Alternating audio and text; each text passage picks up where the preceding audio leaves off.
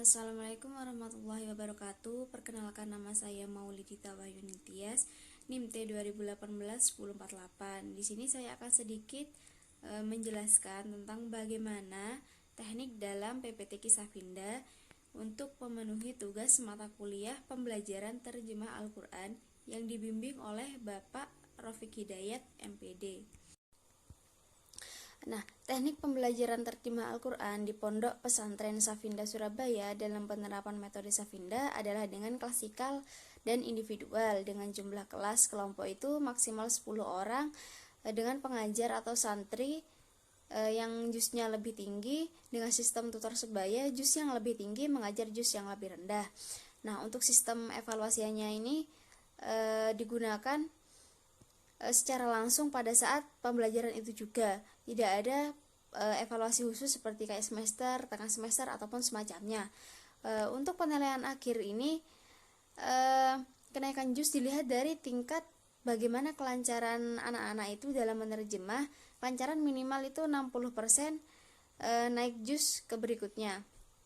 Nah, untuk tahapan dalam pengajaran ini sebagaimana yang diuraikan oleh Abdul Alim Ibrahim dalam bukunya yang bernama Al-Muwajjah Al-Fani adalah sebagai berikut.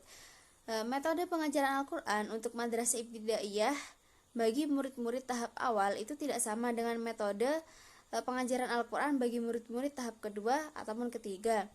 Anak-anak dalam tahap pertama itu masih dalam periode belajar membaca. Oleh karena itu mereka itu belum bisa membaca dengan kayak mushaf ataupun ya Al-Quran kayak gitu, ataupun di papan tulis.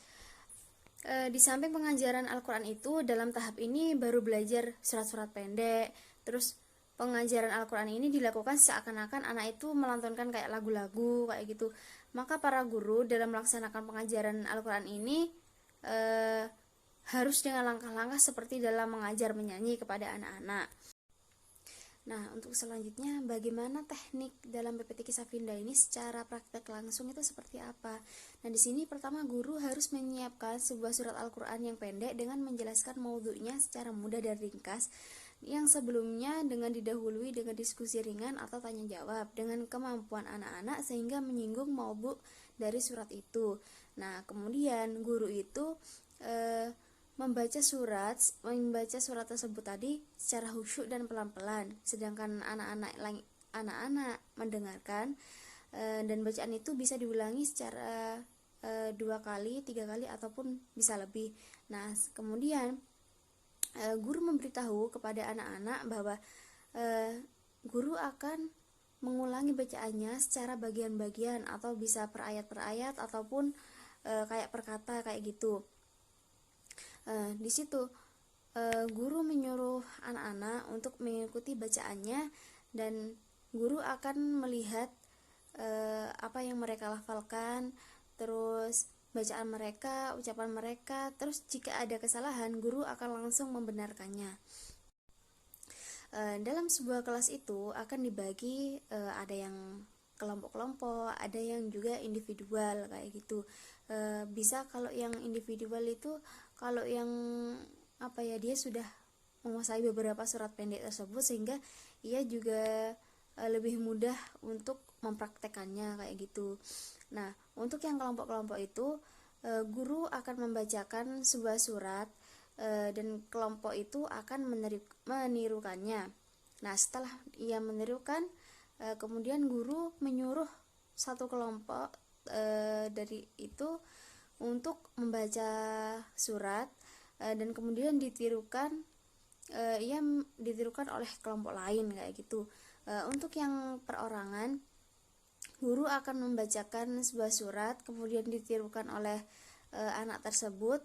Kemudian anak tersebut bebas bisa menunjuk temannya atau siapa perorangan tersebut untuk menirukan bacaannya dan seterusnya.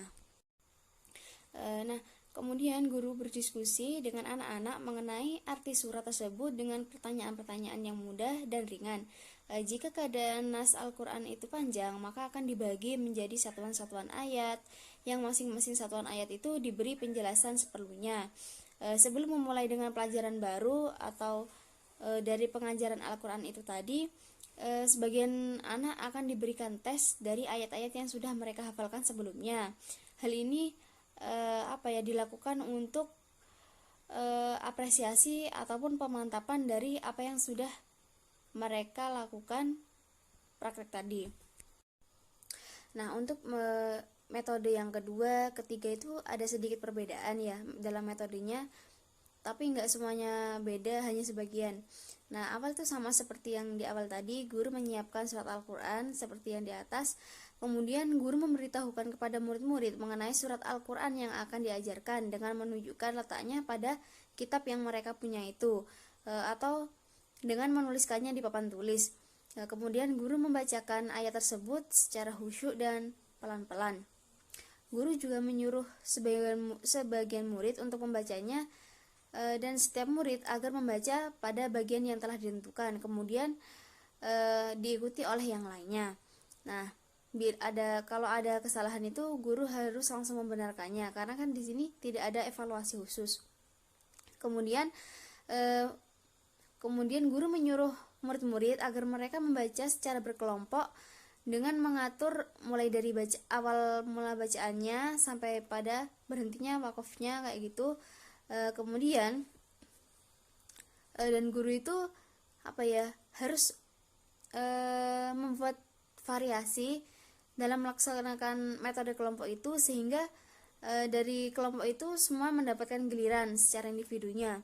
Kemudian guru mengulangi lagi agar murid-murid secara individu itu dapat mendapatkan giliran membaca. Nah, kemudian guru menjelaskan surat tersebut dengan penjelasan yang mudah, dengan cara bisa tanya jawab ataupun diskusi. Terus guru juga memberikan tes kepada murid-murid tentang yang sudah dipelajari tadi, sebagai bahan seberapa persen tingkat kemajuan mereka, terus tingkat pemahaman mereka terhadap Al-Quran, ayat-ayat Al-Quran yang sudah dipelajari tadi.